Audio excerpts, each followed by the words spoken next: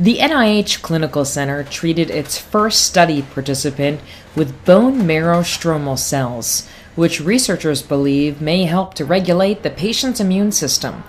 Dr. David Stronczek, chief of the Department of Transfusion Medicine's Cell Processing Section. We've been working on this project with my lab and with clinical investigators at the NIH and laboratory researchers at the NIH over 3 years, both to develop the laboratory procedures, the good manufacturing procedures to grow these cells, and the clinical protocols to treat the patients. The study volunteer who received the bone marrow stromal cells is currently enrolled in a protocol conducted by the National Heart, Lung, and Blood Institute. The study volunteer has graft versus host disease, a complication that can occur after a stem cell or bone marrow transplant in which the donor's immune system attacks the transplant recipient's body. Researchers hope the bone marrow stromal cells will suppress the patient's immune system. Healthy volunteers provided the cells for this study.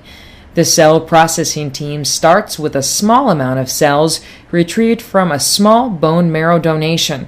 The rest are grown over a 1-month period. We start with a small bone marrow aspirate that really has very few of these stroma cells, and we culture them in small flasks, and they gradually grow, and as they grow we have to transfer the culture into bigger and bigger flasks. Finally, we start out with maybe a few flasks with about 100 milliliters of media that the cells are growing in.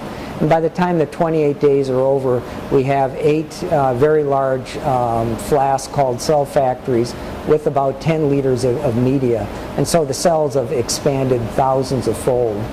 The study will include giving patients a series of 3 transfusions throughout a 3-week period. While research investigators hope to learn more about bone marrow stromal cells, the transfusion medicine team will learn more about the characteristics of the cells and the best processing methods. Is the way we treat the patients the best? Should we give them more often than 3 times? Should we give a higher cell dose? We also think that there's going to be some variability in the cells, lot to lot of the cells we use, so we want to try and figure out what the characteristics of the cells we give are the most important. So what we'd like to do then is to modify the way we make cells down the line so we can make the best possible cell that's the most effective in treating patients. From America's Research Hospital, this has been Clinical Center TV.